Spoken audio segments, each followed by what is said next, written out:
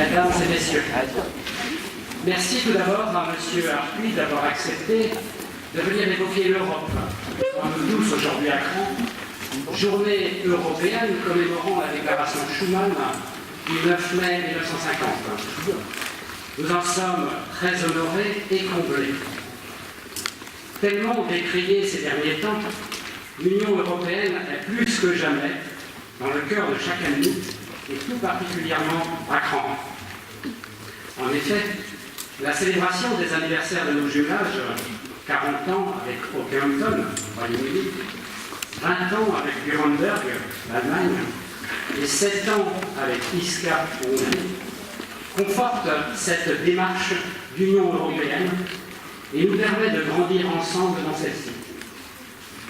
Pour ce faire à Cran, nous poursuivons des actions très concrètes qui démontrent notre attachement fort et irréversible à cette union.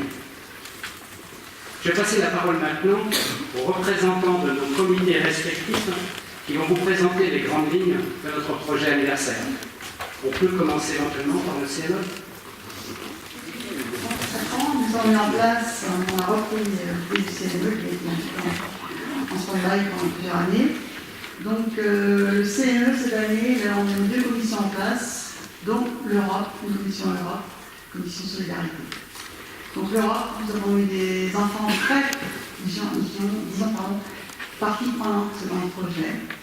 Donc c'est vrai que l'Europe, pour eux, c'est les pays, on profite du jumelage, la fête du 24 août cet été, pour parler de l'Angleterre, de l'Allemagne et de la Hongrie.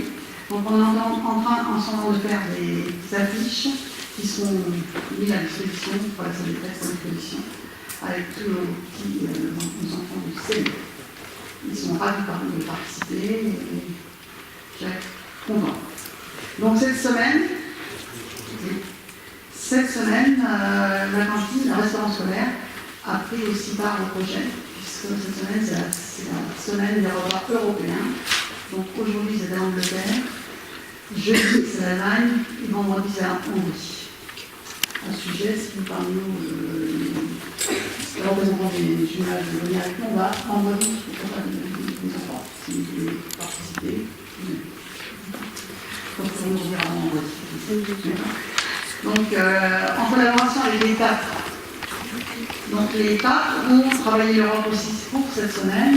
Donc les enfants ont préparé des menus qui sont affichés sur chaque table chaque jour. Différents menus. Donc, et ils ont fait aussi pour décorer le restaurant scolaire des drapeaux. Donc ça a bien marché. Ça fait plusieurs semaines qu'il était dessus et c'est très bien pour les jeunes. Ça va inciter en plus les villes, les pays d'abord les villes. Maintenant aussi, on a enregistré avec M. Poilière des chansons, des frères Jacques entre autres, sur les 4 langues, le français avec aussi. Et donc nos jeunes ont appris les frères Jacques sur les 3 langues différentes d'un autre. Et il y aura une petite vidéo qui sera retransmise pour cette année. Ils sont déjà, on a déjà fait un échange. Les Anglais, entre autres, nous ont envoyé aussi des cartes postales. Chaque enfant des écoles nous ont fait un dessin pour chacun. On a eu déjà plusieurs cartes envoyées à le CNE. On fait des cartes postales qui seront aussi affichées avec des dessins de l'Europe.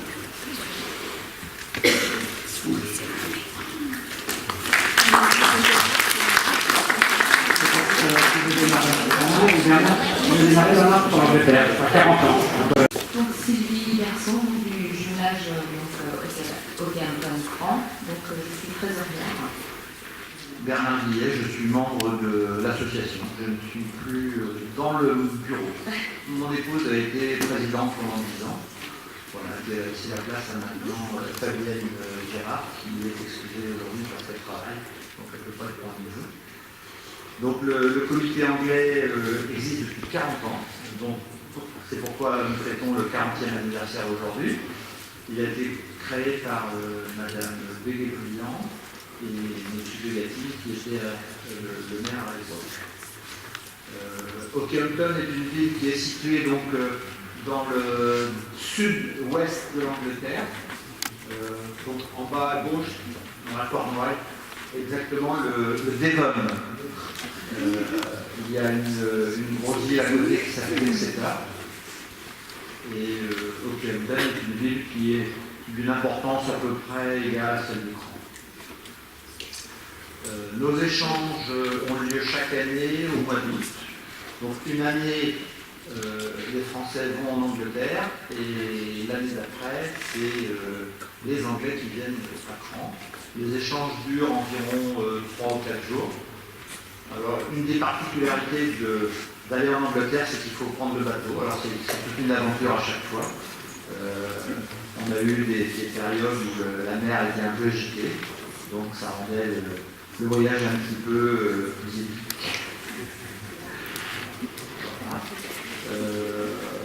Donc, si vous êtes intéressé pour participer à cet échange, il suffit de venir frapper ou de venir voir la présidente ou des membres de l'association, et puis ce sera avec plaisir que vous pourrez venir parfaire votre anglais, parce que c'est un des buts de pouvoir emmener des enfants et des jeunes, c'est d'habituer à maîtriser la langue. Et puis les échanges, c'est toujours très intéressant et enrichissant de voir comment on peut voir les autres personnes des pays voisins, comment ils vivent, la nourriture, etc. Un empêché du comité franco-allemand Cran-Bretagne. Le comité, qui officiellement date de 1997, mais 1997, les premières rencontres ont eu lieu en 1993. Nous avons découvert cette région qui est au sud de l'Allemagne, à la limite de la Bavière, et qui s'appelle la Goye. La Goye étant une région qui regroupe le sud de l'Allemagne, une partie de l'Autriche et une partie de la Suisse. Nous sommes allés à plusieurs périodes, au mois de février, en été. Le mois de février étant intéressant parce que c'est le mois des carnavals et certains jeunes sont venus avec nous, ont pu se déguiser et ont pu participer. Nous faisons une rencontre alternative. Une année, nos amis allemands viennent à Cran et une autre année, c'est donc les participants français qui s'y rendent. Nous avons beaucoup de monde. Tellement de monde que quelquefois il n'y a pas assez de place. Les cars sont pleins. C'est pas grave. On y arrive toujours. Et pour la fois, puisque nos amis allemands vont venir là au mois d'août, il devrait être environ 70, avec un orchestre qui devrait approcher les 30 personnes. Ça va faire du bruit d'encore. Comme en 1997, on va traverser la ville de Cran. Et donc, nos musiciens, pour ceux qui les connaissent, comme Paul Chelot, qui a inauguré avec nous le jumelage franco-allemand, les musiciens, on n'arrive pas à les arrêter. Une fois qu'ils ont commencé, même les pieds dans l'eau de la mer, ils continuent, sans problème. Le principal pour nous, c'était que nos deux peuples puissent partager une même amitié. Et d'ailleurs, beaucoup d'amitiés se sont créées au sein des familles franco-allemandes. Et donc, nous revoyons bien souvent les mêmes et en une grande partie de nouveaux. Nous espérons d'ailleurs qu'il y ait aussi des nouveaux à Cran, puisque, évidemment, un jumelage est dirigé par un conseil d'administration et il faut bien parfois renouveler le conseil d'administration.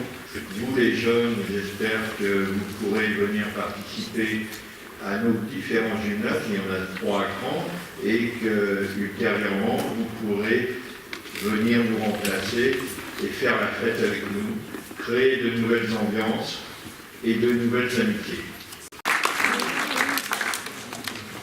Madame Lagarde, je suis la présidente du comité de jumelage avec la ville Piskaselje, qui se trouve en Hongrie. Mon accent, vous entendez bien. Je suis d'origine hongroise. Le plus jeune comité de jumelage, le plus jeune jumelage, c'est avec la Hongrie. J'espère que vous savez bien où se trouve la Hongrie, c'est a priori. Toujours en Europe, bien sûr. La ville avec qui on a signé le jumelage en 2010 compte à peu près 2000 habitants, un peu plus petit que Caen, mais il se trouve très près d'une grande ville, Székesfehérvár, qui compte quand même 130 000. L'échange a commencé avec l'Europa Festival organisé par la Maison de l'Europe de Laval.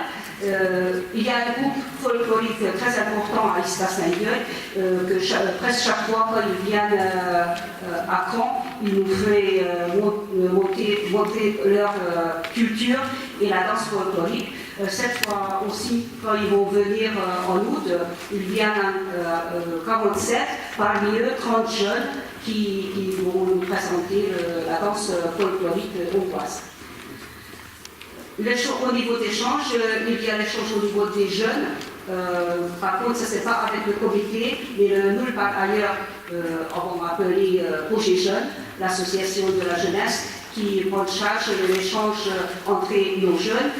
Cette année, c'est les Hongrois qui se déplacent en France, à Caen et à Nantes. Merci à comité respectif. Voilà une belle application européenne. Je laisse la parole. Monsieur le maire, mesdames, messieurs les responsables des 3 comités de jumelage de Caen, de jumelage avec une ville britannique, une ville allemande dans l'Algol, et la Hongrie, qui témoigne que le rideau de fer est tombé et qu'on a pu reconstituer l'Europe. Mesdames, messieurs, mesdemoiselles, permettez-moi, monsieur le maire, de vous dire combien j'étais sensible à votre invitation pour venir parler d'Europe avec vous aujourd'hui, à l'occasion de la commémoration de la déclaration de Robert Schuman, qui constitue l'acte fondateur de l'intégration politique de l'Union européenne, de la construction des institutions de l'Union européenne. C'est en effet le 9 mai 1950 que Robert Schuman a déclaré dans une proposition de placer l'ensemble de la production franco-allemande de l'acier et de charbon sous une haute autorité commune, dans une organisation ouverte à la participation des autres pays de l'Europe. Le 9 mai, c'est le lendemain du 8 mai. Et hier, monsieur le maire, avec vos conseillers municipaux, avec le monde combattant du pays de Caen et avec le nombre de vos concitoyens, vous avez commémoré le 8 mai 1945, la fin des hostilités de la Deuxième Guerre mondiale. 2 guerres mondiales en 40 ans. Des dizaines de millions de victimes. Une Europe fracassée. Et des voix se sont élevées au lendemain de la Seconde Guerre mondiale pour crier plus jamais ça, plus jamais la guerre.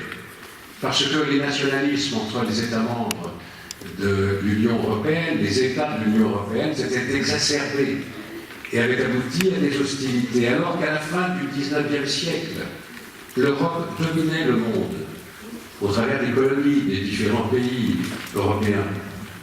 Et les premières hostilités se sont faites d'ailleurs dans les colonies. Et puis la guerre s'est déclenchée en France, s'est embrasée sur le continent. Plus jamais ça. Et dans les années qui ont suivi, les Américains sont venus à l'aide des Européens sous la forme du plan Marshall. Et déjà dans les années 47-48, il était question de coopération au sein de l'Europe pour reconstruire l'Europe. Mais l'Europe à l'époque était une Europe coupée en 2. Et on peut se demander jusqu'où serait venue l'armée rouge, les forces soviétiques, sans l'intervention des Alliés, et notamment des Américains. L'Europe est coupée en 2, le rideau de fer est tombé, Berlin est coupé en 2, l'Allemagne est en 2, et l'Europe qui se constitue, celle que suscite la déclaration de Robert Schuman, puisque le charbon et l'acier, c'est l'énergie, c'est la puissance, c'est les moyens mobilisés pour faire la guerre et s'affronter. Donc on met en commun ces moyens et on crée une communauté du charbon et de l'acier. Les 6 pays signataires du traité sont la France, l'Allemagne de l'Ouest, l'Italie et les 3 pays du Benelux, la Belgique, le Luxembourg et les Pays-Bas. On voit bien qu'il y a un destin commun. Et on va essayer d'aller plus loin. On va essayer de faire une Europe politique et on propose un traité instituant une communauté européenne de défense. Et là, on atteint une dimension véritablement politique. Nos partenaires y sont favorables. C'est un texte qui a été préparé par Altiero Spinelli, qui était un ancien communiste mis en prison par Mussolini en Italie sur l'île de Ventotene. Il avait rédigé les premières bases de ce que pouvait être une Europe fédérale. Cette Europe dont avait rêvé au XIXe siècle Victor Hugo, qui dès 1849, à la conférence de la paix, avait imaginé de développer des relations commerciales, industrielles, culturelles entre les États-Unis d'Amérique et les États-Unis d'Europe. Victor Hugo avait même imaginé une monnaie unique en Europe. Toujours est-il que ce projet de communauté européenne de défense est soumis à l'Assemblée nationale pour ratification. Et au mois d'août 1954, une majorité de députés français s'oppose à la communauté européenne de défense. Il n'est donc pas possible d'avancer sur le plan politique. Mais les pères fondateurs de l'Europe ne se découragent pas. Ils pensent, conformément à ce que disait Montesquieu, que le commerce adoucit les mœurs et qu'au fond, on va essayer de faire une Europe économique un marché commun. Et vous vous souvenez sans doute qu'il y a quelques semaines, on a célébré le 60e anniversaire de la signature du traité de Rome, qui instituait ce marché commun, libre circulation des marchandises, des services, des capitaux et des personnes. Et on va ainsi avancer. Dans les années 60, on va créer une politique agricole commune, parce qu'on prend conscience que pour être indépendant, il faut avoir une autonomie alimentaire, politique agricole commune, et on progresse. Et au fil des années, l'Europe va s'élargir. Portugal, l'Espagne vont nous rejoindre, la Grande-Bretagne va intégrer la communauté européenne, et puis au fil des années, le rideau de fer va tomber, le mur de Berlin s'effondre, l'Allemagne est réunifiée, la Hongrie rejoint l'Union européenne avec un certain nombre de pays de l'Est. On va peut-être aller un peu vite parce que les institutions sont encore très fragiles. Voilà l'Europe qui se développe à la face du monde.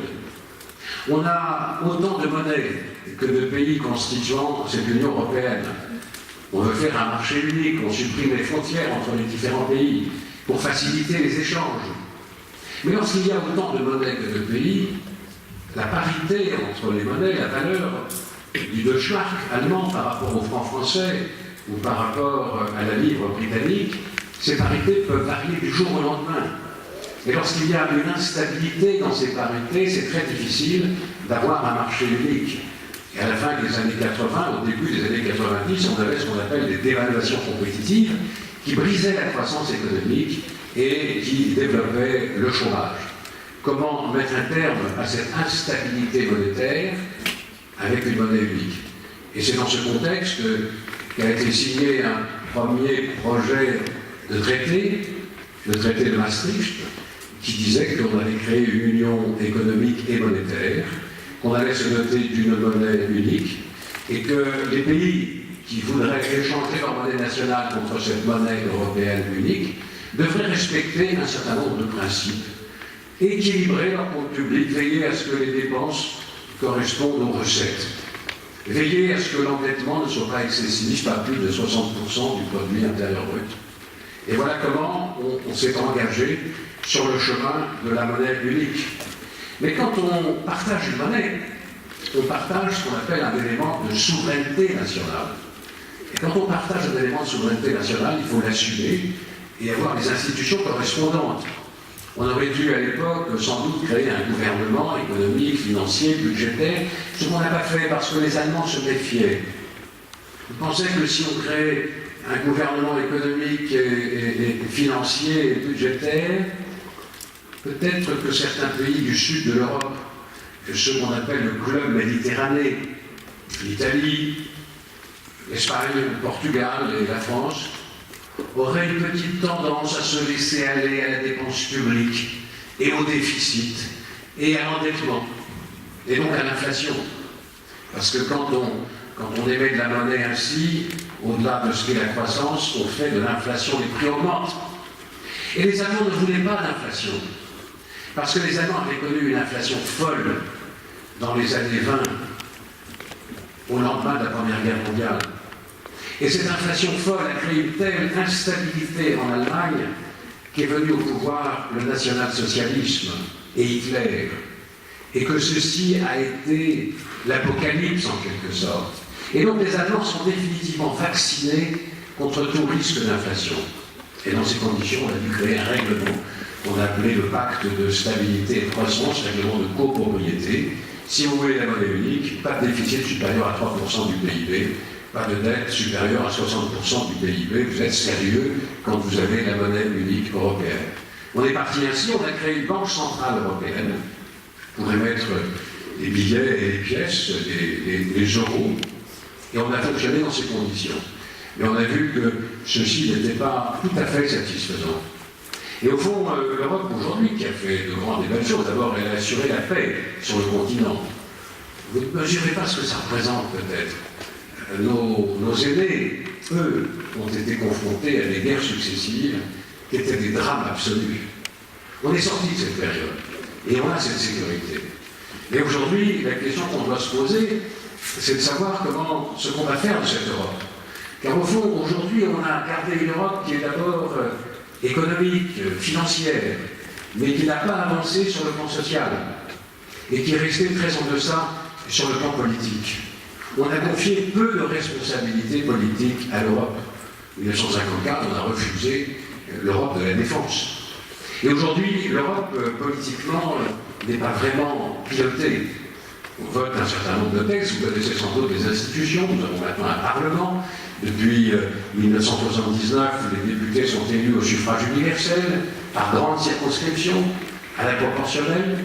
C'est dans ces conditions que moi j'ai été élu au mois de mai 2014, dans la circonscription du Grand Ouest, qui recouvre la Bretagne, le Pays de la Loire, et la région qu'on appelait Poitou-Charentes, qui vient de rejoindre la Nouvelle-Aquitaine. Des circonscriptions immenses. Et quand vous êtes député européen, vous vous demandez comment vous pouvez rencontrer vos concitoyens de la circonscription. Et quand vous êtes invité à Cran, le 9 mai 2017, vous vivez ça comme une vraie récompense. Donc merci encore de m'avoir permis de parler de l'Europe devant les jeunes cramés, devant les responsables des comités de jumelage. Donc cette Europe aujourd'hui répond-elle à nos aspirations? Disons que nos chefs d'État et de gouvernement ont eu tendance à confier le moins de responsabilités possible à l'Europe.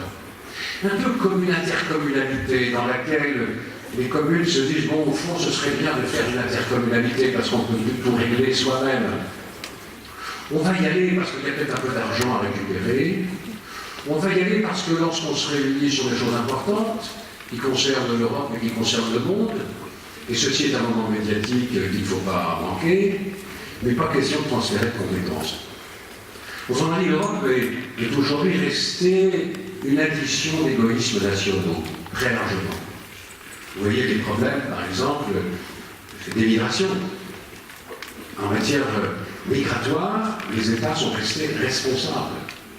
Et quand on constate tant et tant de victimes dans la Méditerranée, de pauvres malheureux qui essaient de venir d'Afrique ou du Moyen-Orient et qui empruntent des embarcations tenues par des brigands, et que ces navires chavirent, que des milliers de victimes périssent en Méditerranée, on se demande ce que fait l'Europe.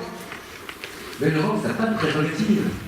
On a fait un espace qu'on appelle l'espace Schengen, ça résulte d'un accord de 1985, donc libre circulation à l'intérieur de l'espace européen. Libre circulation, ce qui est un avantage et un progrès, mais oui, des frontières extérieures de l'Europe. Au nom du respect de la souveraineté nationale, on a dit, bien les frontières extérieures, c'est l'affaire des États qui ont les frontières extérieures de l'Europe. Donc si les migrations viennent depuis les côtes du nord de l'Afrique et notamment de la Libye, eh bien, s'ils arrivent par Lampedusa, la Sicile et l'Italie, c'est l'affaire des Italiens. Et s'ils arrivent sur les îles grecques qui bordent les côtes ouest de la Turquie, c'est l'affaire des Grecs. La solidarité ne joue pas véritablement. Et il n'y a pas de capacité. Et au fond, quand on parle de migration, ce qu'il faut, c'est tarir les sources migratoires. Pourquoi les gens viennent-ils en Europe? Il y a deux natures de migration. Il y a ceux qui fuient la guerre, parce que leurs familles sont menacées, parce qu'on porte atteinte aux personnes, à leur liberté. C'est ce qui est produit au Moyen-Orient, et notamment en Syrie. Des millions de personnes ont fui leur pays pour échapper à la guerre civile. Et ces gens-là, tout naturellement, tentent de venir en Europe. Il y a également tous ceux qui pensent que leur pays ne leur apportera pas l'espoir de développement et d'épanouissement qu'ils attendent, notamment l'Afrique subsaharienne. Et donc, des millions de personnes essaient de venir vers l'Europe. Il faut avoir à l'esprit que dans les 30 années qui viennent, il pourrait y avoir, si on en croit les démographes, 30 millions, 800 millions d'Africains supplémentaires. Où croyez-vous que ces personnes souhaiteront vivre si on n'est pas capable d'aider les Africains à développer l'Afrique? Et qui peut aider l'Afrique à se développer? Est-ce que c'est la France elle seule? L'Allemagne elle seule? L'Autriche elle seule? La Hongrie? Certainement pas. Il n'y a que l'Europe qui peut le faire. Et au fond, la question qu'il faut se poser aujourd'hui, c'est que nous sommes dans la mondialisation.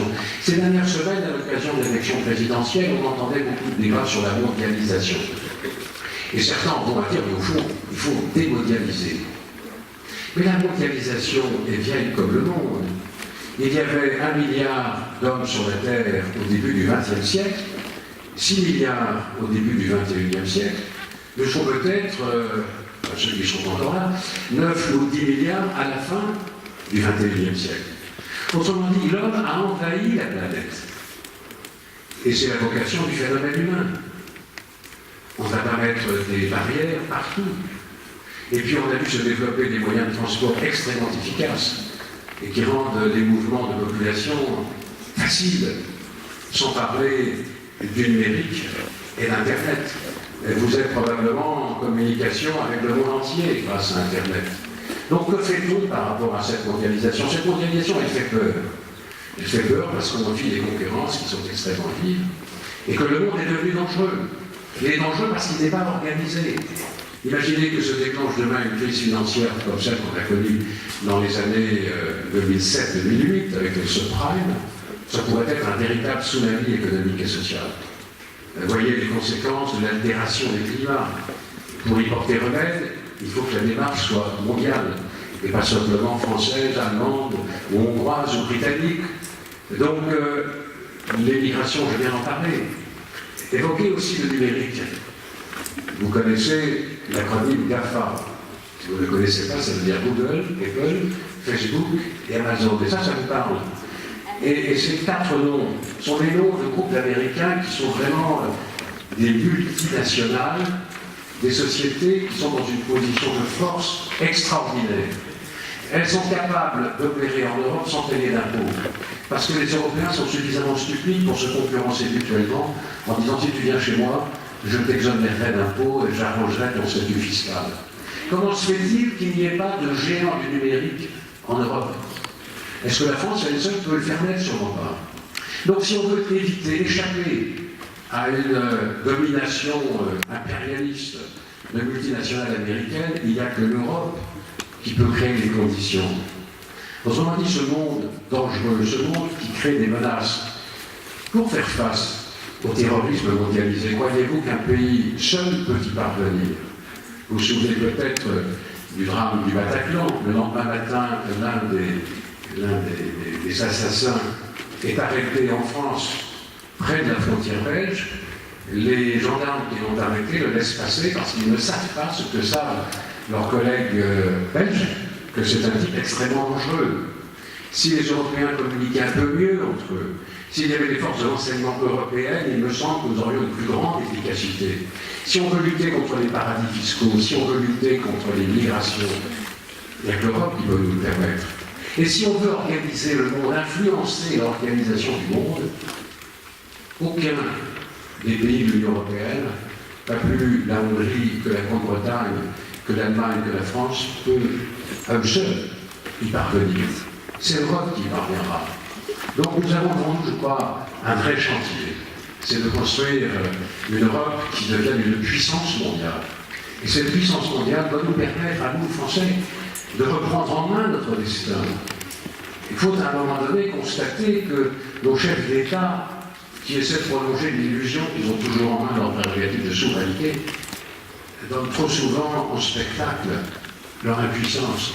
Et que ce spectacle-là est insupportable, qu'il exaspère les citoyens et qui fait le lit de la contestation et du populisme. Donc je crois qu'il faut nous préparer à avoir une ambition pour l'Europe, car c'est elle qui donnera à la France toutes ses chances. Et ce qu'il faut, c'est que la France prétende au leadership européen pour participer au pilotage de l'Europe. Et dans ces conditions, je crois que nous préparerons notre avenir. Vous êtes jeune, vous avez une chance extraordinaire, c'est que vous êtes à la fois citoyen français et citoyen européen. Et on vous l'a dit tout à l'heure, M. le maire l'a rappelé, vous devez avoir l'ambition de parler au moins un autre langage que le français. Et vous devez vous préparer aussi à voyager au sein de l'Europe. Lorsque vous serez étudiant ou apprenti, ayez l'ambition d'aller passer une année dans un autre pays pour vous immerger, pour maîtriser la langue de ce pays et pour voir d'autres pratiques et vous familiariser avec, au fond, cette mondialisation et de mieux comprendre le monde dans lequel vous serez des citoyens à part entière. Il y a des bourses que l'Europe met à votre disposition, des bourses Erasmus, si vous faites des études supérieures, mais nous avons également développé un programme pour l'apprentissage, parce qu'on s'est rendu compte que s'il y a du chômage des jeunes dans l'Union européenne, un jeune sur quatre, dans certains pays c'est un jeune sur deux, sauf dans les quelques pays qui ont une tradition d'apprentissage, l'Allemagne, les Pays-Bas, l'Autriche, et qu'on pourrait très bien développer l'apprentissage avec Erasmus et permettre à des apprentis d'aller travailler pendant une année comme apprenti dans un autre pays, dans une entreprise d'un autre pays. Ça peut être, alors la Grande-Bretagne, il faut être prudent parce que le Brexit a été voté au mois de juin 2016 et que Okehampton doit être dans la perplexité par rapport au jumelage, mais l'amitié est indéfectible. Peut-être qu'un jour, si les Anglais sortent, effectivement, la négociation est en cours. Ou peut-être qu'un jour, ils reviendront parce que l'Europe, c'est aussi la Grande-Bretagne. Et que nous devons trouver des relations de partenariat. Bref, je crois que c'est l'Europe et qui nous donne les moyens de reprendre pleinement notre destin en main. C'est dire si cette réunion, Monsieur le maire, de fête de l'Europe, me paraît une bonne occasion d'évoquer ce que peut être l'Europe, l'ambition que nous pouvons avoir pour l'Europe. En ayant de l'ambition pour l'Europe, ça veut dire que nous avons une ambition pour la France. Nous voyons bien que le monde est devenu dangereux. Vous voyez des pays continents comme l'Inde, comme la Chine, comme la Russie, comme les États-Unis d'Amérique, qui dépensent des sommes gigantesques pour s'armer, pour s'équiper d'armements extrêmement modernes. Les Européens restent un peu en marge. Ne serait-il pas prudent de commencer à réfléchir à ce que pourrait être une Europe de la défense? Non pas pour faire la guerre, mais au contraire pour prévenir toute guerre. Donc, voilà, moi je suis député au Parlement européen. Aujourd'hui, j'ai séché le Parlement, je devrais être à Bruxelles. J'ai pensé que j'avais une bonne raison, puisque j'étais invité par vous, ici, à Caen.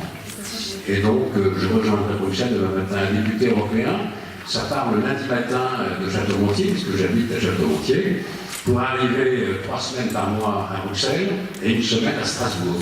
Parce que notre Parlement est sur 2 sièges. Le siège officiel, fixé par les traités, c'est Strasbourg, le lieu emblématique de la réconciliation entre la France et l'Allemagne. Mais le travail s'accomplit pour l'essentiel à Bruxelles. Et je rentre dans la Mayenne, dans ma circonscription, chez moi, le jeudi soir. Et le vendredi, j'essaie d'aller à la rencontre de mes concitoyens dans cette immense circonscription qui compte à peu près 9 millions d'habitants. Mais mon cœur est aussi cramé parce que j'ai vécu pas très longtemps, mais j'ai vécu 3 ans à Denazé, alors ça crée des liens quand même avec le pays de Caen. Voilà, mais je suis là aussi pour répondre éventuellement à vos questions.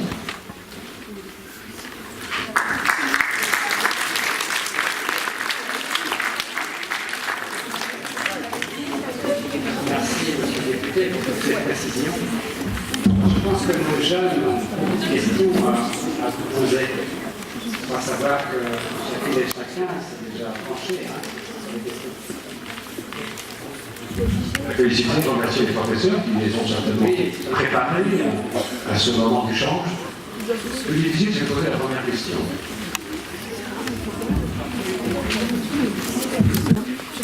Pourquoi le Royaume-Uni a décidé de quitter l'Union européenne? Parce que dans l'opinion publique britannique, on a cultivé la critique contre l'Europe en disant voilà, nous dépendons de Bruxelles, on nous impose des réglementations, des directives, notre intérêt est de retrouver notre autonomie, notre souveraineté en quelque sorte est bridée par l'Union européenne dont nous sommes membres. Et le Premier ministre de l'époque, M. Cameron, avait aussi des problèmes internes au Royaume-Uni, parce que le Royaume-Uni, c'est le royaume qui unit plusieurs éléments régionaux. Il y avait des problèmes internes pour maintenir l'unité de ce royaume. Et donc il a pensé qu'en mettant le débat sur le plan européen, il resserrerait les liens entre l'Écosse, l'Irlande du Nord, le Pays de Galles et la région de Londres. Et en fait, la majorité des électeurs a voté pour la sortie de l'Union européenne. Ils ont voté parce qu'il y a des gens qui vivent pas en Grande-Bretagne. Un peu comme en France aussi. Il y a des gens qui ont le sentiment que cette mondialisation, les amis en difficulté, parce qu'ils avaient un travail, et puis peut-être que l'usine est partie dans un pays de l'Est, peut-être qu'elle est partie en Chine ou ailleurs dans le monde, et que c'est un monde dans lequel certains gagnent bien leur vie, peut-être de plus en plus, et puis d'autres sont en difficulté. Et on dit, mais que fait l'Europe dans ces conditions? Il faut que l'Europe nous protège. Et jusqu'à maintenant, elle n'a peut-être pas fait suffisamment. On a l'impression qu'on était là uniquement pour faire du libre-échange à tout craint. Donc c'est parce que des gens vivaient plutôt mal en Grande-Bretagne. À Londres, ça va bien. Ce sont les régions éloignées de Londres qui ont voté surtout pour la sortie de l'Union européenne. Mais ça n'a pas été vrai partout, parce qu'on a vu par exemple qu'en Écosse, les Écossais, eux, souhaitent rester dans l'Union européenne, qui va quitter le Royaume-Uni et à devenir un État membre de l'Union. Bref, une majorité s'est prononcée, et il faut maintenant engager une négociation qui va durer 2 ans. Et on ne sort pas si facilement de l'Union européenne, parce qu'on a contracté ensemble des dettes. Et les Britanniques vont devoir passer à la caisse avant que de sortir.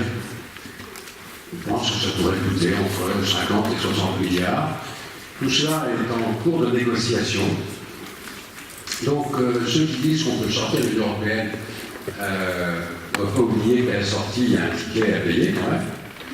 Et puis, en Grande-Bretagne, ils commencent à se poser des questions parce qu'ils ont par exemple plein d'activités bancaires à Londres, à la City. Et il y a un certain nombre de grandes banques qui sont à Londres en ce moment, qui vont être obligés de déménager pour venir dans l'Union européenne, pour rester dans l'Union européenne, soit à Paris, soit à Milan, soit à Francfort. Donc c'est pas si simple. Et je suis pas sûr que si on faisait un référendum en Grande-Bretagne, il y aura encore une majorité pour sortir de l'Union européenne. Ce qui est sûr, c'est que l'Union européenne ne fonctionne pas bien actuellement. Elle ne fonctionne pas bien parce que ceux qui en ont la charge, notamment les chefs d'État et de gouvernement, n'assument pas cette dimension vraiment européenne. Donc il faut l'améliorer, cette Union européenne. Et on va commencer par renforcer ce qu'on appelle la zone euro, celle qui utilise la monnaie unique, 19 pays sur les 28. Donc c'est ce cœur de l'Union européenne qu'on va renforcer pour donner à la zone euro un budget, un gouvernement, un président à temps plein, ce n'est pas le cas actuellement, une direction du Trésor et probablement une chambre. Est-ce que tu veux reposer ta question? Ah, des études que j'ai suivies. Bon, tu sais, moi, député, enfin, j'ai pas des études, hein. Moi, j'avais été élève à Saint-Michel, à Château-Gontier. J'ai fait l'école supérieure de commerce de Nantes. Et puis, j'ai fait sciences politiques à Paris. Mais c'est pas nécessaire, hein. Donc si tu veux être député européen, tu peux faire ces études-là, mais tu peux en faire d'autres, tu peux ne pas en faire. Ce qu'il faut, c'est être citoyen et avoir envie d'aider son pays à progresser. Ben, ceux qui en sont membres sont dans l'Union européenne. D'autres sont désireux d'entrer dans l'Union européenne. Mais je pense qu'avant de les accepter, il faut renforcer les institutions de l'Union européenne. Parce qu'on voit bien aujourd'hui qu'on élargit l'Union européenne alors que le cœur n'est pas suffisamment fort pour porter le dispositif et prendre des décisions. Donc on ne va pas pouvoir continuer comme ça très longtemps. On a une Union européenne qui n'a pas l'autorité nécessaire, qui n'a pas de pilotage politique. Donc avant d'intégrer de nouveaux pays, d'abord il faut les préparer. L'élargissement qui s'est fait au lendemain de la chute du mur de Berlin et de la dislocation de l'Empire soviétique s'est fait beaucoup trop rapidement. Et on subit les conséquences actuellement. Donc, et pour faire une Europe et une des institutions, il faut du temps. Vous voyez le temps qu'il a fallu pour que les femmes aient le droit de vote. On a fait la Révolution en 1789 et on a posé tous les principes de la liberté des personnes, de la dignité des personnes. Il a fallu attendre c'était fin 1944 pour que les femmes aient le droit de vote. Donc, ayez à l'esprit qu'il faut du temps. Quelles pourraient être les conséquences si la France quittait l'Union européenne? À mon avis, les agriculteurs qui produisent du lait se poseraient la question de ce qu'ils vont en faire. À votre avis, les Français consomment quelle proportion du lait produit en France? Combien? Beaucoup, ça c'est... Oui. Mais ça veut dire quoi? Si on produit 100, à votre avis, on exporte combien? Pas loin, mais 40, 50. Donc déjà, si on voulait se replier sur soi-même, l'autre conséquence, c'est que pour l'agriculture, il n'y aurait plus de politique agricole commune. Chaque année, la PAC, c'est à peu près 9 milliards qui reviennent dans le monde agricole. Ce serait un tas de marchés qu'on perdrait. Et si on sortait de l'Europe, on n'aurait plus la monnaie unique. Et donc on retrouverait notre monnaie nationale. Cette monnaie nationale, malheureusement, risquerait de se déprécier. Parce qu'on serait bien incapable d'équilibrer nos comptes publics. Et on continuerait à emprunter. Mais quand l'État a des déficits et qu'il emprunte, à votre avis, qui souscrit les emprunts? Quels sont ceux qui prêtent de l'argent à l'État? Les 2 tiers des prêteurs sont des étrangers. Et dans la situation où nous nous trouverions de retrouver notre autonomie nationale, j'ai peur que les prêteurs aient du mal à nous faire confiance. Et ils nous feraient payer le prix de ce manque de confiance, avec des taux d'intérêt beaucoup plus élevés. Et donc, on verrait dans le budget de l'État, où la charge d'intérêt est considérable, on verrait exploser la charge de la dette, mettant nos finances publiques dans une situation impossible. Donc, on aurait également à négocier ce que font les Britanniques en ce moment, on l'évoquait tout à l'heure. Il y aurait un ticket de sortie à payer, de quelques dizaines de milliards, forcément, et les marchés que l'on perdrait. Donc, je pense qu'il est sage de rester dans l'Union européenne, mais l'urgence, c'est de refonder l'Union européenne pour qu'elle soit véritablement efficace et qu'elle cesse d'être une addition d'égoïsmes nationaux. On le voit bien pour l'accueil des réfugiés, par exemple. Et quand on est dans les pays de l'Est de l'Europe, notamment la Hongrie, on a par rapport à l'accueil des réfugiés une vision différente de celle qu'on peut avoir en Allemagne, en France, il y a un débat. Donc sur toutes ces questions, il faut qu'on en parle devant l'opinion publique. Le problème, c'est que l'Europe ne parle pas aux Européens. C'est vrai. La presse est une presse nationale, en dehors de la presse du pays de cran. Quand vous devenez député européen, vous avez l'impression de tomber dans un purgatoire médiatique. Quand vous êtes maire, quand vous êtes conseiller départemental, quand vous êtes conseiller régional, on parle de vous pratiquement chaque semaine. D'être député européen, c'est fini, on ne vous connaît plus. Heureusement, on vous invite pour la fête de l'Europe, comme aujourd'hui. Pourquoi tous les pays ne font pas partie de l'Union européenne? Oui. Tous les pays. Ah bah, font partie de l'Union européenne actuellement 28 pays. Ils ne font pas tous partie de la zone euro. Parce que pour être dans la zone euro, il faut respecter les conditions de bonne gestion. Et puis, il faut le vouloir. Donc, ces 28 pays-là font partie de l'Union européenne. Il y a des pays de l'Europe centrale, des Balkans, le Monténégro et d'autres pays de la région qui sont désireux de rejoindre l'Union européenne. Est-ce que les salaires de métiers équivalents sont identiques dans l'Union européenne? Les salaires, ça varie malheureusement d'un pays à l'autre. En Roumanie, par exemple, le SMIC était à 320 €, alors qu'il est chez nous à 1490 €. Et que ceci reste un vrai problème et qu'il va falloir faire converger tout ça. Et sinon, on sera tenté de déplacer une usine qui est à Cran. On ne le fera pas parce qu'à Cran, il y a des professionnels tellement efficaces que ça n'a pas de prix. Mais on voit quand même des mouvements d'industrie. On parlait de Whirlpool, par exemple, qui quitte Amiens pour aller en Pologne. Et pour que l'Europe comble ces déséquilibres-là, il faut progressivement que les salaires soient pratiquement les mêmes dans tous les pays, que les règles fiscales soient les mêmes dans tous les pays, et que les règles sociales soient les mêmes, le droit du travail également. Tout à l'heure, j'évoquais l'apprentissage. On a du mal à faciliter les échanges d'apprentis parce que 28 pays, 28 statuts d'apprentissage différents. Donc, il faut que progressivement, alors c'est pour ça que le budget européen aide les pays de l'Europe centrale, de l'Europe de l'Est, ce qu'on appelle les fonds de cohésion. Les pays comme la France, comme l'Italie, l'Allemagne contribuent au budget.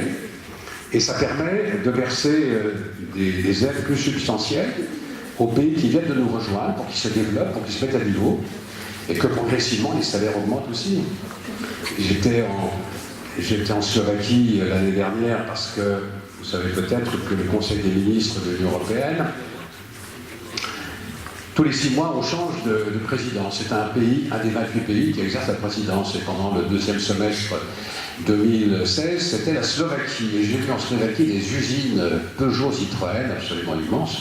Il n'y a pas de chômage en Slovaquie, mais le salaire, c'est 430 €. Et donc, ça peut être tentant. Et les voitures, on les retrouve. Alors, on proteste quand on voit des Polonais qui travaillent sur la ligne à grande vitesse entre Le Mans et Rennes.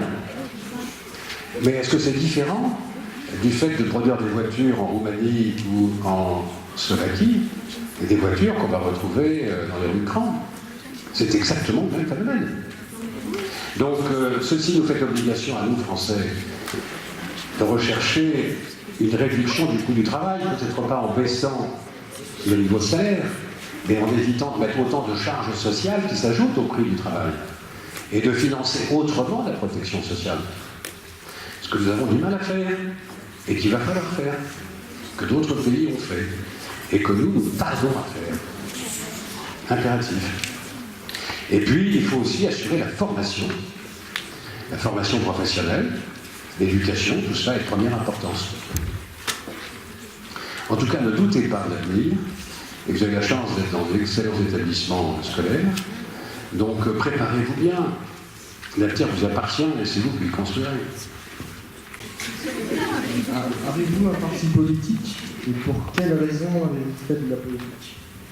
Pour quelle raison? Ça a commencé il y a bien longtemps déjà, parce que mes parents qui avaient quitté de Nazé s'étaient établis à Château-Gontier. Et puis, quand venait le temps des élections municipales, ils étaient toujours un peu critiques, on s'entendait toujours les maires, il y a toujours une seule liste.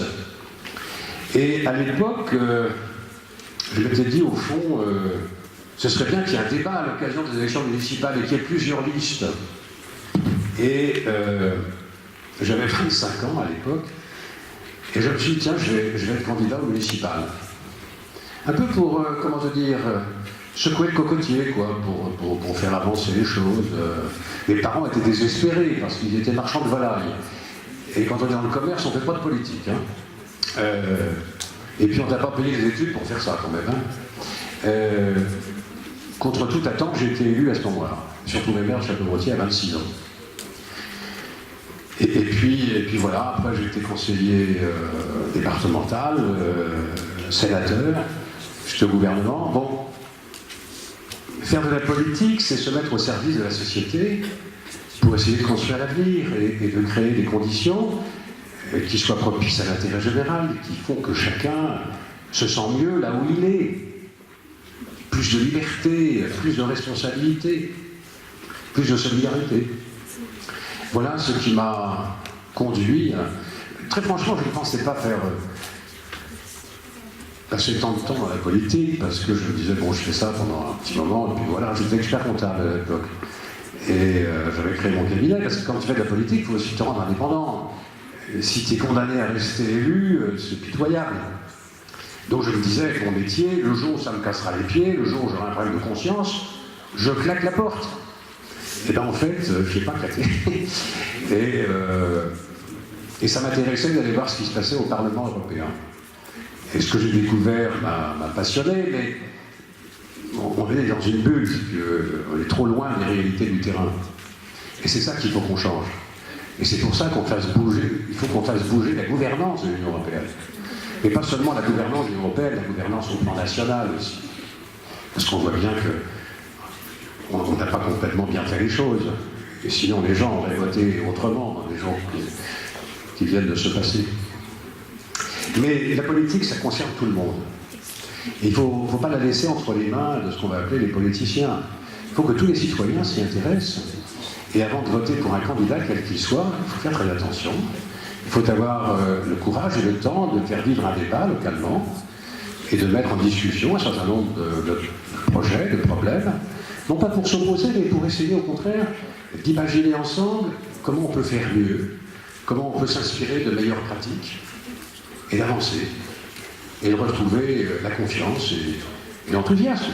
Hein, L'Union européenne d'un Frexit. d'un quoi? D'un Frexit. D'un Frexit, ben, ce serait ce qu'on a dit, c'est-à-dire qu'il se passerait la même chose que ce qui se passe en Grande-Bretagne actuellement, c'est-à-dire qu'il y aurait une négociation extrêmement difficile pour établir ce que la France doit payer avant de sortir de l'Union européenne. Et par ailleurs, bien mesurer les conséquences de la disparition de l'euro et du retour de la monnaie nationale. Par exemple, les gens qui ont des assurances vie, ils ont des titres dans leur portefeuille d'assurance vie qui sont des titres portant intérêt à 1 ou 2%, parce que depuis quelques années, les taux d'intérêt sont très faibles. Si demain, on sort de la zone euro, les taux d'intérêt sur les titres publics vont bondir à 5, 6 ou 7%, et sur le marché, les titres qui ne rapportent que 1 ou 2% vont se casser la figure, et donc ceux qui ont des portefeuilles d'assurance vie vont perdre 30 ou 40% de leur épargne. Donc avant de voter le Frexit, moi je vous suggère de bien y réfléchir. Excusez-moi. En revanche, je vous encourage à militer pour que l'Europe se transforme et qu'on transfère à l'Europe un certain nombre de prérogatives de souveraineté. Car c'est la seule façon de les assumer et de sortir de notre impuissance face à la mondialisation. Quel est... non, c'est pas ça. Êtes-vous content d'avoir ce poste européen et combien par mois vous gagnez? C'est pas de question. Est-ce que je suis content de ce poste européen? Oui, parce que j'étais candidat et je vis une expérience passionnante qui m'a donné l'occasion aussi de faire des déplacements au Moyen-Orient pour voir quel usage on faisait des fonds européens. Je suis allé à Gaza, je suis allé en Palestine, en Cisjordanie, je suis allé au Liban, en Jordanie, en Turquie, en Sicile pour voir les problèmes des réfugiés. Donc le salaire mensuel d'un député européen, c'est de l'ordre de 8 200 €. Là-dessus, on a un prélèvement à la source d'à peu près 2 000 €. Donc voilà ce qu'ils sont revenus. On a une indemnité pour frais de mission qui est de l'ordre de 4 200 €. Et avec ça, on paie les frais de permanence, de déplacement, la permanence, le secrétariat, un certain nombre de frais administratifs et d'assurance. Et de ça, on doit rendre compte. Mais c'est un contrat à durée déterminée. Et donc il a un caractère, le renouvellement n'est jamais assuré. Vous avez quoi d'enveloppe? D'enveloppe? Si, pour mettre le courrier. Mais on passe beaucoup par Internet maintenant. Il n'y a pas d'enveloppe, non. Parce qu'il y a des enveloppes, il n'y a rien dedans, je veux dire.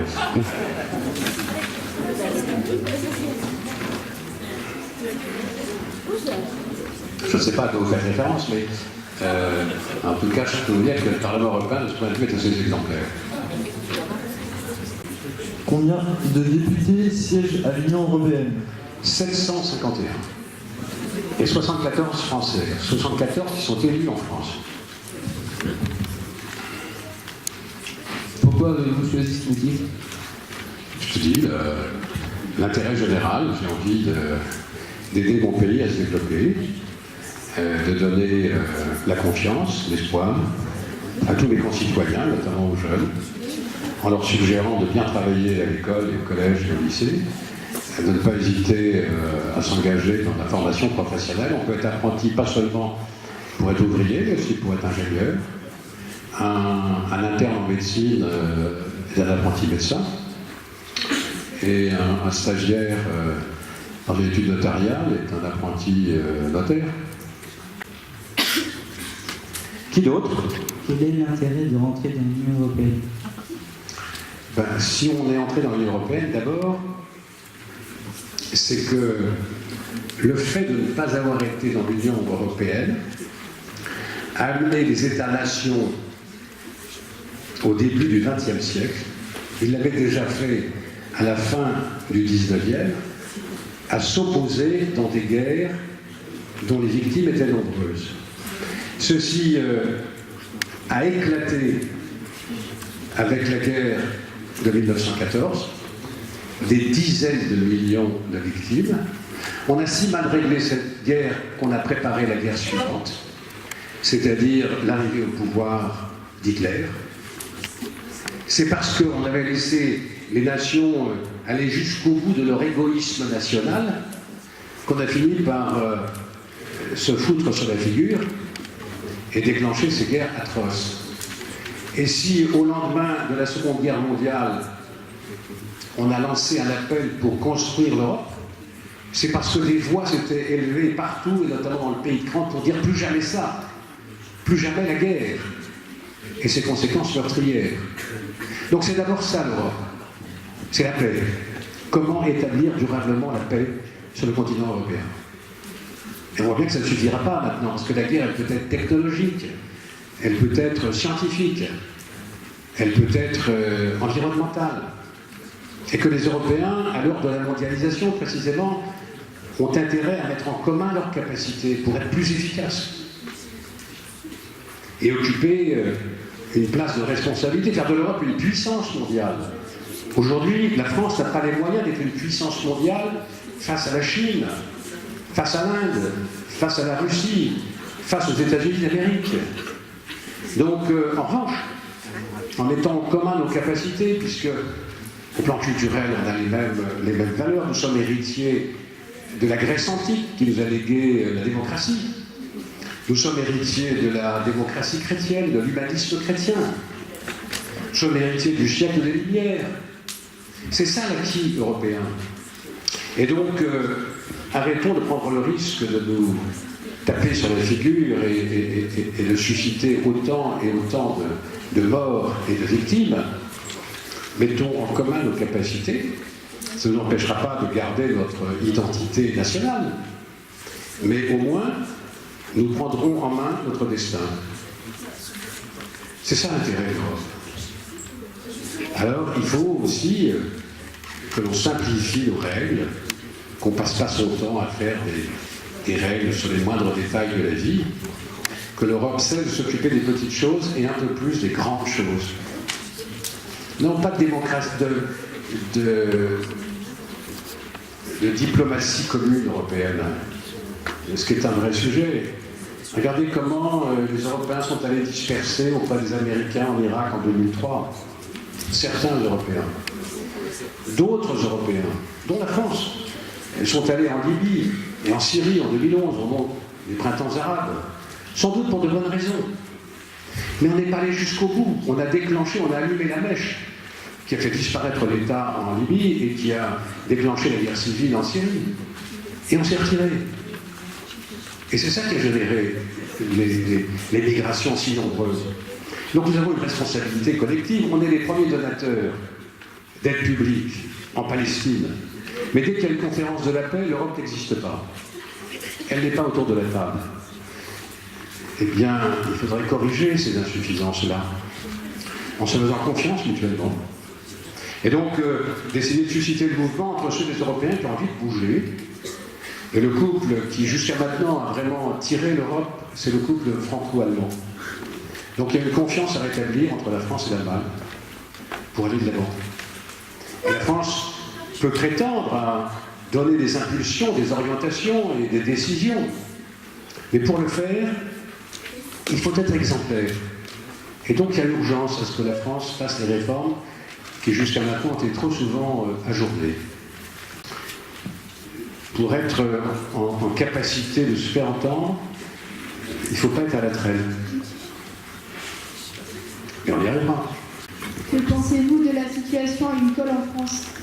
Je pense qu'elle est préoccupante puisqu'on a un nombre d'agriculteurs qui sont en difficulté, qui vivent des moments extrêmement difficiles, des trésoreries asséchées, et des prix qui ne sont pas suffisants. Et là, je pense que l'Europe a une responsabilité en ce qu'il ne s'agit pas d'ouvrir au monde entier. Quand on signe des traités de libre-échange, on doit prévoir des clauses de sauvegarde pour les produits agricoles. J'ai voté contre le projet de traité entre l'Union européenne et le Canada, traité de libre-échange, au motif qu'on avait prévu d'importer de la viande de bœuf du Canada. Je trouve que le marché européen est suffisamment saturé en viande de bœuf, sans qu'il soit nécessaire d'en importer du Canada. Donc, mieux assurer la protection commerciale, et c'est le rôle de l'Europe. Et s'il n'y avait pas d'Europe, on ne pourrait pas le faire au plan national. Et également revoir certaines règles de concurrence qui font que les producteurs n'ont pas le droit en principe de se regrouper pour faire monter les prix. Ce qui est un peu idiot parce que quand les producteurs de pétrole se regroupent à l'OPEC pour faire grimper le prix du pétrole, on ne les poursuit pas devant une juridiction. Donc ces règles-là, à mon avis, doivent être revues sur le plan européen. Et puis il faut aussi encourager le regroupement des producteurs pour qu'ils puissent mieux assurer la définition de leurs produits, segmenter les marchés, et obtenir des prix plus rémunérateurs. L'objectif, c'est d'obtenir des prix qui couvrent les dépenses engagées et qui assurent une rémunération d'exploitant et de sa famille. Aujourd'hui, la situation est difficile. On a accepté sans réserve, et le monde agricole a accepté sans réserve, la révision de la politique agricole commune qui libéralisait complètement les marchés à une époque où le prix du lait était à 400 € la tonne, parce que les Chinois achetaient énormément. Entre-temps, les Chinois ont acheté beaucoup moins. Les Russes sont sous embargo. Et la demande mondiale a baissé. Et quand la production grimpe et que la demande baisse, les prix s'effondrent. Et il faut qu'on puisse se prémunir contre ces situations-là. Mais je souhaite qu'on trouve les bonnes réponses, parce que les agriculteurs, c'est le monde rural, les territoires ruraux. Et au-delà de l'exploitation agricole, et on le voit bien à l'écran, vous avez de nombreux emplois dans l'agroalimentaire, dans les laiteries, dans les abattoirs. Et si l'élevage venait à péricliter dans nos régions, on verrait également tous les emplois de l'agroalimentaire en difficulté. Donc il n'est pas question d'abandonner le monde de l'élevage. Aujourd'hui, il y a encore des problèmes de compétitivité. Il faut que la France fasse certaines réformes, qu'on allège les charges sociales pour réduire le coût du travail et améliorer la compétitivité. La France était leader dans la plupart des productions et depuis une dizaine d'années, c'est l'Allemagne qui a pris le leadership. Donc c'est qu'on a un vrai problème de compétitivité. Que pensez-vous de l'Union européenne? Ce que j'en pense? Je pense que c'est notre avenir. Je pense qu'il faut en faire une puissance mondiale. Nous sommes citoyens de l'Union européenne. Mais l'Union européenne, aujourd'hui, ses institutions ne fonctionnent pas bien. Parce que l'affaire est mal menée, parce que l'Union européenne regroupe 28 pays, et que ces 28 pays sont un peu 28 égoïsmes nationaux. Donc il faut les rassembler sur des objectifs clairs, et à mon avis sur ce qu'on appelle des transferts de souveraineté. On l'a fait sur le plan monétaire, puisque quand on a une monnaie unique, c'est qu'on a transféré la souveraineté monétaire. Le droit de battre monnaie, c'est une prérogative d'État, et on l'a fait alors qu'il n'y a pas d'État européen, ce qui était sans précédent historique. Mais par exemple, si on veut se protéger contre le terrorisme mondialisé, je pense qu'on a intérêt à avoir des services de renseignement qui partagent les informations. Car si chaque pays garde ses propres informations, ça fera ce qu'on a connu avec l'affaire du Bataclan, le lendemain du Bataclan. C'est-à-dire qu'on laisse passer un type parce que nous, Français, ne savons pas qu'il est dangereux, alors que de l'autre côté de la frontière, en Belgique, ils savent qu'il est dangereux. Et que s'il l'avait arrêté, il l'aurait emprisonné immédiatement. Si on veut lutter contre les migrations, par exemple, qui sont l'objet d'un grand débat en France comme en Europe, eh ben, il faut tarir les sources de migration et aider les Africains à développer l'Afrique. Il n'y a que l'Europe qui peut le faire. Chaque État isolément ne pourra pas le faire. Hein. J'ai été maire de Château-Gontier de 1971 à 2001. Et j'ai été conseiller général de 1976 à 2015. J'ai présidé le conseil général de la Mayenne de 1992 à 2014. J'ai été sénateur de 1983 à 2014. J'ai été secrétaire d'État au gouvernement de Jacques Chirac entre 86 et 88. J'ai été ministre des Finances entre 1995 et 1997. Et je suis député européen. Je préside la commission des budgets au Parlement européen depuis 2014. Et je suis président du centre hospitalier de Château-Gontier depuis 1971. C'est le seul mandat que j'ai gardé. Et je rêve d'une franche coopération entre le centre hospitalier de Château-Gontier et l'hôpital local de Cran-Renazé. Est-ce que vous avez encore des euros mayennais chez vous? Des quoi? Des euros mayennais. Oui, j'en ai encore. Tu en cherches? Là, ils ont pris beaucoup de valeur parce qu'ils sont rares. Mais c'est vrai qu'on avait fait l'expérience à une époque où tu n'étais pas né, j'imagine. Non. C'était en 96. On avait lancé l'opération l'euro de la Mayenne, ça avait duré 15 jours. Et on faisait ses courses avec l'euro de la Mayenne. C'était une façon de se préparer au passage à la monnaie. Y a-t-il un risque que depuis l'Union européenne? Ça dépend de nous. Hein. Ça dépend des citoyens. Donc, si majoritairement les citoyens pensent que l'Europe n'est pas bien, alors on peut en sortir, effectivement. Il y a deux façons. Moi, je pense que l'Europe ne marche pas bien en ce moment. Mais j'en tire pas la conséquence qu'il faut en sortir. J'en tire la conséquence qu'il faut l'améliorer. Si elle ne marche pas bien, c'est parce qu'elle est mal menée. Elle est mal menée parce que nos chefs d'État ont le nez sur le guidon. Il y en a toujours un qui est à la veille d'une élection. Et donc, c'est le court-termisme en permanence. Il faut que dans les comités de jumelage, on puisse parler pas seulement du tourisme et des courses de cran, il faut aussi qu'on commence à aborder les questions politiques avec nos amis allemands, avec nos amis britanniques. On dit, alors vous avez voté le Brexit, bon alors, qu'est-ce que vous en pensez? Qu'est-ce que vous cherchez? Dans les comités, il y a 50% qui a voté pour. Eh bien oui, il faut continuer à en débattre. Les questions européennes, il faut qu'on en parle, il faut qu'il y ait une opinion publique européenne. Il y a eu des scandales fiscaux qu'on a appelés LuxLeaks. Ça vous dit quelque chose, LuxLeaks? On a appris un jour que le Luxembourg consentait discrètement des avantages extraordinaires à des sociétés multinationales. Ce qui était un manquement à la loyauté. Et qu'on utilisait le Luxembourg comme un paradis fiscal. Il y a eu Panama Papers. On s'est rendu compte qu'un certain nombre de banques participaient à la défiscalisation d'un certain nombre de revenus. Et que l'Europe en souffrait. On a parlé de Football Leaks. Imaginez qu'un pays soit bienveillant à l'égard de la fiscalité de ceux qui gagnent beaucoup d'argent. Et vous savez que les footballeurs gagnent quand même beaucoup d'argent.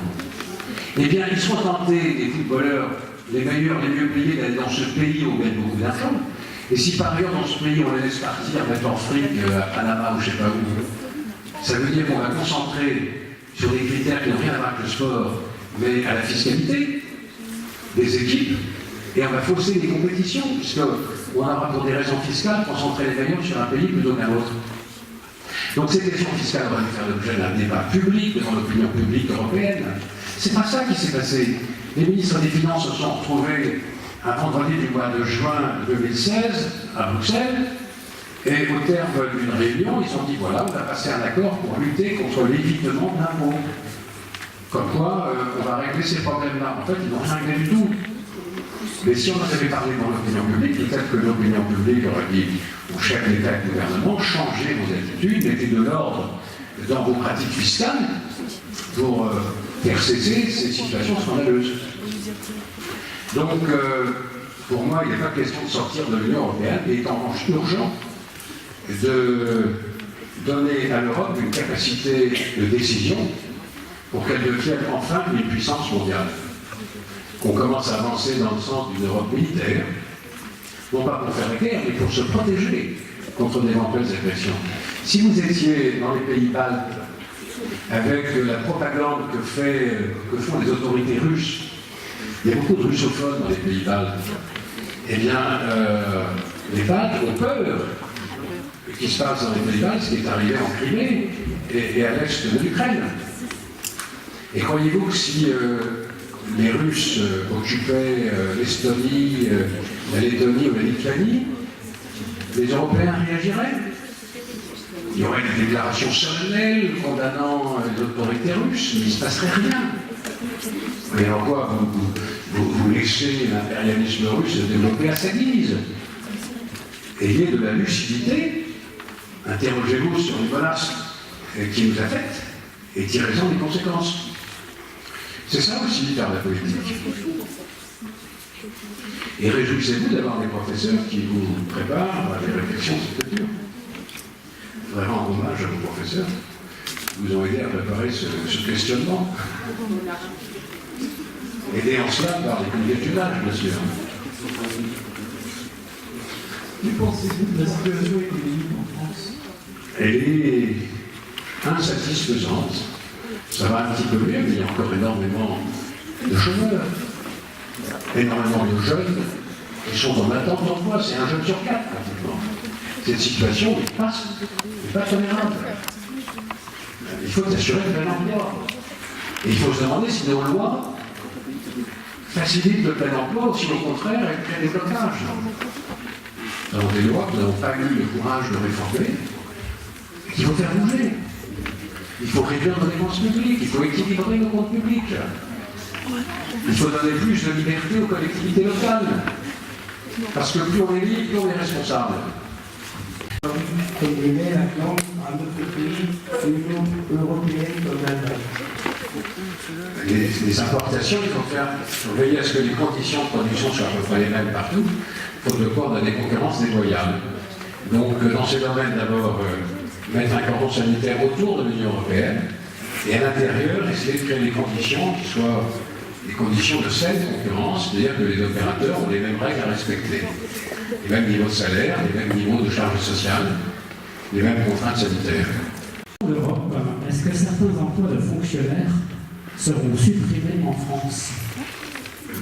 Je pense qu'on a un problème de dépenses publiques en France, et on a certainement des postes qu'il ne faudra pas remplacer lorsque les titulaires partiront à la retraite. S'il y a des transferts de compétences de la France vers l'Union européenne, il faudra transférer les moyens correspondants vers l'Union européenne. Mais indépendamment de cela, nous avons collectivement un problème d'effectif de la fonction publique en France. Donc nous avons probablement des organismes ici ou là dont l'utilité n'est pas fondamentale et qu'il faudra remettre en cause. Je prends le monde agricole par exemple. Au jour, je visitais une exploitation, il y avait un robot de traite. Le robot de traite fait 3 analyses par jour. Est-ce qu'il est nécessaire de maintenir une cotisation contre le métier et quand le robot fait le boulot voilà qu'on se pose la question. Et donc il y a des organismes qui vont devoir se remettre en cause. et donner la possibilité à des mairies de s'organiser autrement, peut-être d'innover dans le service public. En Mayenne, on a créé comme ça des maisons d'assistance maternelle. C'était une innovation. Parce que ça coûte moins cher que d'avoir des crèches. Et qu'on a fait évoluer le métier de l'assistance maternelle. Il n'y a pas que l'Union européenne et les citoyens dans leur vie de tous les jours. Je pense que les citoyens, comme je l'ai dit, l'Europe ne parle pas vraiment aux citoyens. Donc, le seul moment où on entend parler, c'est quand il y a une réglementation qui s'applique, que les gens sont insatisfaits, les autorités disent bah oui, ça c'est l'Europe. On se rend compte que bien souvent, les réglementations qui sont décidées au plan européen, lorsqu'elles sont transcrites dans le droit national, les autorités nationales en rajoutent une couche de réglementation, de contraintes, qui crée la critique des gens qui sont chargés de les appliquer. Alors, pour vous, l'Europe c'est quoi? Qui a entendu parler d'Erasmus? Quels sont ceux qui ont prévu d'aller passer plusieurs mois dans leurs études à l'étranger en Europe? Profitez d'Erasmus, je crois. Moi, écoutez, réfléchissez-y bien, mais je pense que ce ne serait pas trahir vos ambitions que de partir quelques mois, soit comme apprenti, soit comme étudiant, dans un autre pays. Pardon. Alors, quelques semaines, c'est très bien, mais que les quelques semaines vous donnent envie de partir quelques mois. Parce que si vous voulez maîtriser la langue du pays, il faut quand même une immersion. Et si vous restez quelques semaines seulement, c'est un peu court.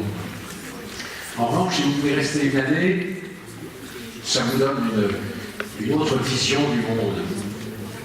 Et quand vous présentez votre curriculum vitae à une entreprise qui peut vous embaucher, donc vraiment celui-là ou celle-là, a eu le courage, à 18 ans, d'aller passer une année en dehors de son pays.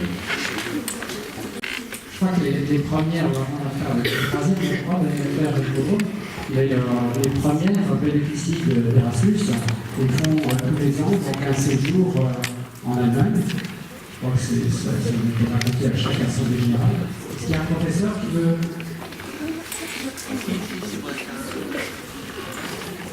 En effet, les premières de premier bureau partent toujours 15 jours en Allemagne.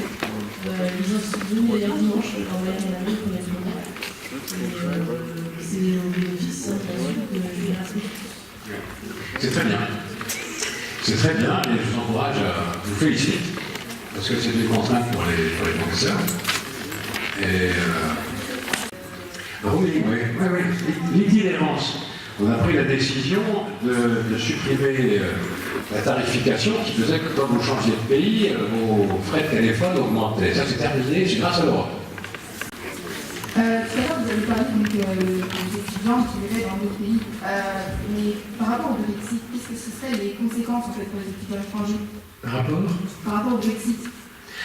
Par rapport au Brexit, je pense qu'il y aura toujours des échanges avec la Grande-Bretagne. Je pense qu'on maintiendra Erasmus quand même. Et je pense qu'on continuera à parler anglais très largement. C'est ça qui est paradoxal, c'est qu'à Bruxelles et à Strasbourg, on parle surtout anglais pour se comprendre mutuellement. Et voilà que les Anglais quittent l'Union européenne. C'est paradoxal. On parle 24 langues au Parlement européen. Donc, vous imaginez le nombre d'emplois de traductrices, de traducteurs, d'interprètes. Et quand il faut organiser une réunion, il faut la prévoir longtemps à l'avance. Donc, ça crée beaucoup d'inertie dans le fonctionnement de l'institution. Encore une? Très bien. Oui, il y a beaucoup de questions. À combien s'élève la dette de l'Union européenne et pourquoi? L'Union européenne n'a pratiquement pas de dette sous forme d'emprunt. En revanche, elle a des obligations parce qu'on a pris des engagements sur des programmes européens. Et quand on prend des engagements, c'est pas tout de suite que l'on paye parce que entre le moment où le grand, par exemple, bénéficie des fonds FEDER pour un projet, et le moment où les travaux vont être faits, il peut se passer 2 ans, 3 ans, quelquefois un peu plus. Et ça n'est qu'à ce moment-là qu'on va demander l'argent. Donc ceci est une dette latente en quelque sorte. Et puis il y a toute la dette correspondant par exemple aux pensions de retraite, qui n'apparaît pas comme un emprunt naturellement, mais qui crée de charges lorsque les fonctionnaires, lorsque les parlementaires quittent le Parlement européen, ils ont acquis le droit, en fonction de la durée de leur mandat, à une pension de retraite. Donc ces pensions-là devront être payées un jour et elles constituent la dette. Autrement dit, on n'a pas de dette sous forme d'emprunt, on a en revanche des dettes sous forme d'engagement sur des programmes qui auront à se réaliser dans les années qui viennent, des frais de pension, et puis à cela peuvent s'ajouter des prêts qui ont été consentis à des pays comme la Grèce, et dont le recouvrement sera extrêmement difficile. Donc c'est ça qui sera pris en compte au moment où la Grande-Bretagne partira, et on dira, bon voilà, si on a 300 ou 400 milliards ou 500 milliards de dettes latentes, la Grande-Bretagne ayant une quotité qui est de l'ordre de 12-13%, eh bien vous aurez appuyé 12-13% de l'évaluation de ces charges d'avenir. Et contrairement aux budgets nationaux, l'Europe n'a pas la capacité d'emprunter. Quels sont les critères pour entrer dans l'Union européenne? Les critères, c'est de respecter les droits fondamentaux, c'est-à-dire la démocratie, les droits de l'homme. C'est le bannissement, par exemple, de la peine de mort. Et c'est de s'obliger à accueillir les réfugiés dans l'application des conventions internationales. C'est pour l'essentiel le droit de l'homme, la charte et les droits fondamentaux. Donc, un pays qui prétend entrer dans l'Union européenne doit respecter ces dispositions, s'y engager fermement. C'est pour ça qu'on a des problèmes, par exemple, avec la Turquie. Parce que la façon dont M. Erdogan pilote sa Turquie n'est pas compatible. Dans la presse, par exemple. Donc, je pense que la Turquie n'entrera pas dans l'Union européenne.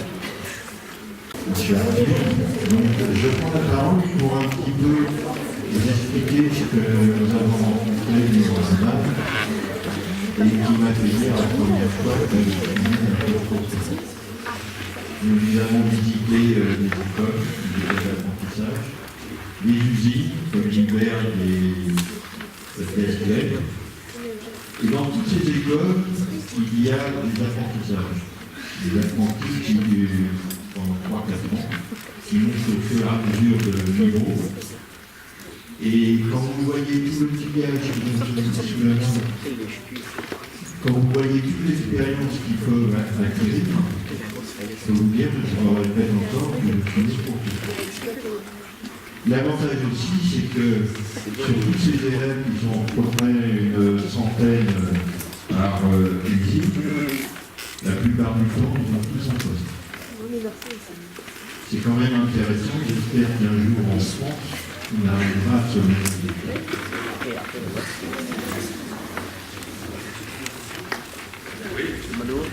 C'est aussi ça l'intérêt de l'Europe, c'est d'aller voir ce qu'il fait chez le voisin, et quand ça marche bien, d'essayer de faire aussi bien que lui. Et d'essayer de s'inspirer des meilleures pratiques et de généraliser. C'est ça aussi l'Europe. Et de plus, j'ajouterais que quand les Allemands ont décidé de produire un certain nombre de produits dans une journée, à la fin de la journée, les produits sortent et sont réellement réalisés. Il n'est pas question de remettre au lendemain ce qu'on devait faire aujourd'hui. Il y a une autorité, il y a une discipline. Remettez le travail au cœur de votre engagement personnel. Le travail qui est un facteur d'épanouissement, de dignité.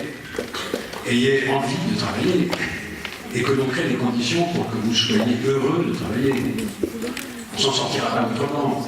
Tout le reste, c'est chimère. Donc, on a eu quelques fois un peu d'enfance, même les apprentis, on a des règles sur l'apprentissage, on ne peut pas les mettre au contact du travail plus 7 heures par jour. Quand des entreprises du bâtiment, par exemple, ils partent sur des chantiers 8 ou 9 heures. Donc, ils peuvent prendre des échelles, des toitures pour les. C'est des trucs. Les marins, par exemple, marins pêcheurs. Si vous pêchez au chalut, partez une semaine, comme les gens dans les apprentis. Et si vous êtes ligneur, vous partez 12 heures. 12 heures, c'est plus que 7. Et donc, vous ne partez pas apprenti. On a des réglementations stupides. Et comment se fait-il qu'un pays aussi intelligent que la France se soit doté de réglementations aussi stupides?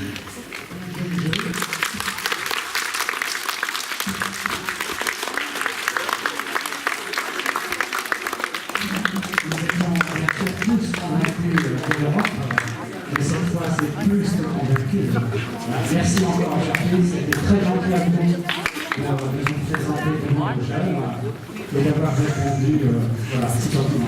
Merci encore à vous toutes et tous et je vous invite à prendre je vous convie à un pot pour la salle. Voilà. Merci.